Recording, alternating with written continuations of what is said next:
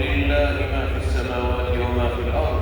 ولقد وصينا الذين أوتوا الكتاب من قبلكم وإياكم أن اتقوا الله وإن تكفروا فإن لله ما في السماوات وما في الأرض وكان الله غنيا حميدا. ولله ما في السماوات وما في الأرض وكان الله على كل شيء وكيلا. إن يشأ يذهبكم أيها الناس ويأتي بآخرين وكان الله على ذلك قديرا. من كان يريد ثواب الدنيا فعند الله ثواب الدنيا والآخرة وكان الله سميعا بصيرا.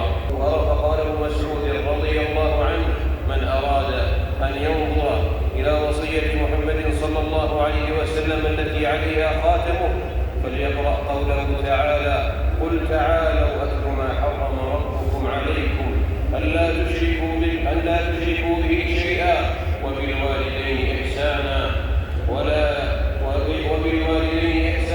ولا تقتلوا أولادكم من إملاق نحن نرزقكم وإياهم ولا تقربوا الفواحش ما ظهر منها وما بطن ولا تقتلوا النفس التي حرم الله إلا بالحق ذلكم وصاكم به لعلكم تعقلون ولا تقربوا مال اليتيم إلا بالتي هي أحسن حتى يبلغ أشده وأوفوا الكيل والميزان بالقسط لا نكلف نفسا إلا وسعها وإذا قلتم فاعدلوا ولو كان ذا قربى وبعهد الله أوفوا ذلكم وصاكم به لعلكم تذكرون وأن هذا صراطي مستقيما فاتبعوه ولا تتبعوا السبل فتفرق بكم عن سبيله ذلكم وصاكم به لعلكم تتقون.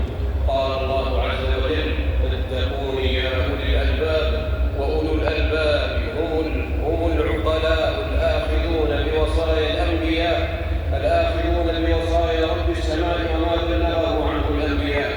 وإن يحيى بن زكريا عليه السلام قام في بني إسرائيل خطيبا